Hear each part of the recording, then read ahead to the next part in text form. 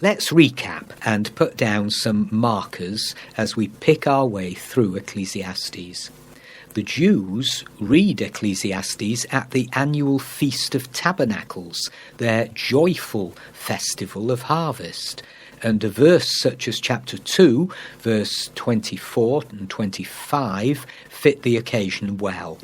A man can do nothing better than to eat and drink and find satisfaction in his work.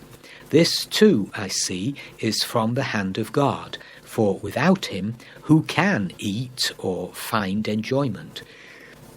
But much of this intriguing document is light years away from a barrel of laughs. Its themes seem to be, is life really worth living? There's a strong emphasis on the certainty of death. Life, for some, is so monotonous and meaningless. What's the point? It's really quite a shocking book because it was written by a preacher and he's thinking aloud, and you don't expect preachers to have thoughts like this. Solomon experimented with life and discovered no lasting satisfaction in his possessions, his pleasures, his power, or his prestige. His stark honesty staggers us. Solomon discovered what centuries later G.K. Chesterton realized. Pointlessness and meaninglessness come not from a surfeit of pain, but from a surfeit of pleasure. When pleasure alone is the centre of life, the result will ultimately be disappointment and emptiness. And here's why. Pleasure-seeking usually becomes a selfish endeavour, and selfishness destroys true joy. Chapter 2, verse 17 to 19, I hated life. It's a chasing after the wind. I hated all the things I had toiled for under the sun, because I must leave them to the one who comes after me, and who knows whether he will be a wise man or a fool. A writer in the Wall Street Journal called money an article which may be used as a universal passport to everywhere except heaven, and as a universal provider of everything except happiness. And Chuck Colson, Richard Nixon's hatchet man, and later born again and the founder of Prison Christian Fellowship Ministry, Chuck Colson wrote this: life isn't like a book. Life isn't logical or sensible or orderly. Life is a mess most of the time. And theology must be lived in the midst of that mess. Well, chapter 3 probably has the best-known section. It's 14 couplets, 28 statements, 14 are negative and 14 are positive. And let me read it for you.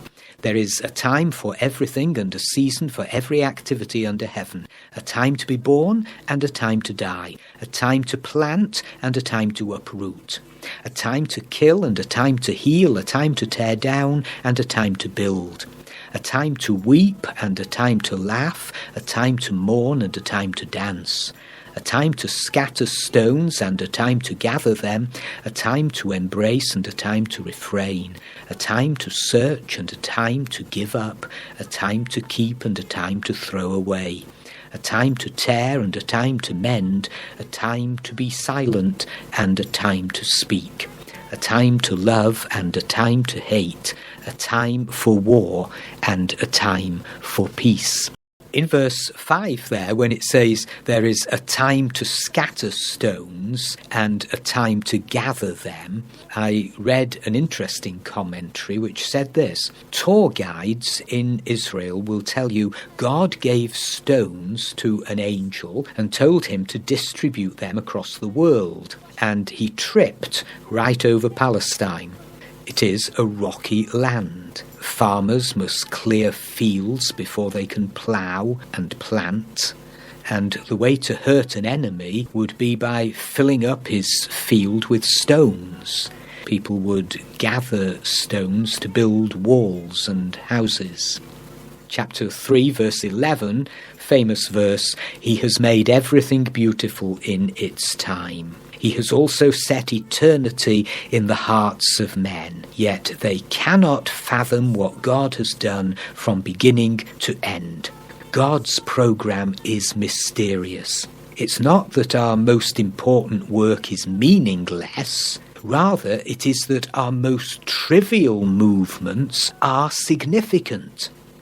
The game of Monopoly offers a get-out-of-jail-free card, but God offers no such card to Christians. And Christians live life on this earth and face the same stuff that hurtles in other people's direction. Phil Moore, in his book on Solomon, has some helpful insights. He notes the contradictions in Ecclesiastes are because Solomon is confused. He's constantly debating with himself. He lurches between faith and unbelief, hope and despair. He contradicts himself as he tries to add up the sums of life without God. Vanity of vanities. It's like an error message that pops up to warn you on your computer screen. Don't go there. It's not the answer. They reckon that the question that most people ask in their 40s and 50s is there more to life than this? And then in their 70s and their 60s, they're asking a different question. Was it worth it? Solomon's mind is a battlefield. He's experienced life's roller coaster ride. Cynicism of old age fights against the resurgent faith of his younger years. Chapter 4, verse 13 is very personal. Better a poor but wise youth than an old but foolish king, who no longer knows how to take warning. And Philip Moore's comment is, Solomon's words are full of half-truths and fleeting insights which get throttled by cynicism and habitual unbelief. Solomon died in 930 BC at the age of 58.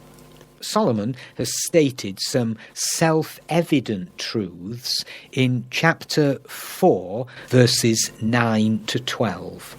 2 are better than 1 because they have a good return for their work. If one falls down, his friend can help him up. But pity the man who falls and has no one to help him up. Also, if 2 lie down together, they will keep warm. But how can one keep warm alone?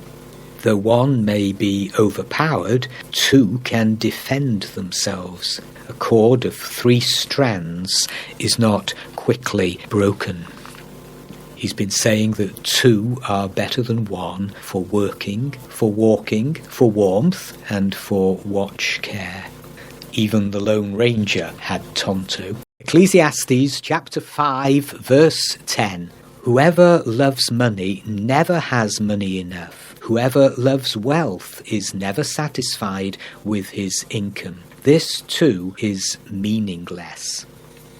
Bud Robinson was a holiness preacher of an earlier generation, and he was taken by friends to New York and shown all the sights of the city. And that night, in his prayer, Bud Robinson said, "Lord, I thank you for letting me see all the sights of New York, and I thank you most of all that I didn't see a thing that I wanted." Stuff held no allure for him. At the age of 53, John D. Rockefeller was the world's only billionaire. His income was $1 million every week, but he was a sick man who lived on crackers and milk and couldn't sleep. He worried too much about his money. Eventually, he learned how to give money away, and his health improved radically. As a philanthropist, he lived to celebrate his 98th birthday, And in 1905, in an interview, John D. Rockefeller said, "God gave me money. I believe the power to make money is a gift from God, to be developed and used to the best of our ability for the good of mankind." Here's one of those great insights that Solomon has, and it's in chapter 5, verse 18 to 20. "Then I realized that it is good and proper for a man to eat and drink and to find satisfaction in his toilsome labor under the sun during the few days of life God has given him, for this is his lot. Moreover, when God gives any man wealth and possessions and enables him to enjoy them, to accept his lot and be happy in his work, this is a gift of God. He seldom reflects on the days of his life because God keeps him occupied with gladness of heart." Solomon was a man with a kind of King Midas touch for Israel since the age of 20 when God had appeared to him. But as we see in 1 Kings chapter 11, he compromised his commitment. He built centres of worship for his wives, idols, on a hill overlooking Jerusalem. His son copied his father in the marriage stakes. He had 18 wives and 60 concubines. His son Rehoboam fathered 28 sons and 60 daughters. 88 kids, 8 cricket teams. Vanity of vanities, and all is vanity, says the preacher.